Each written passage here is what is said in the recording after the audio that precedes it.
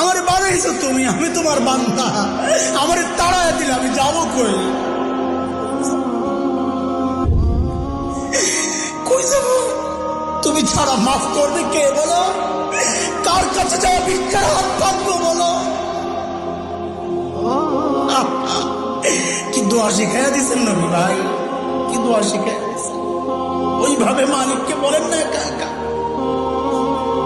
তুমি আমার রব, আনতা রব্বি, আনতা রব্বি, আর কেউ না।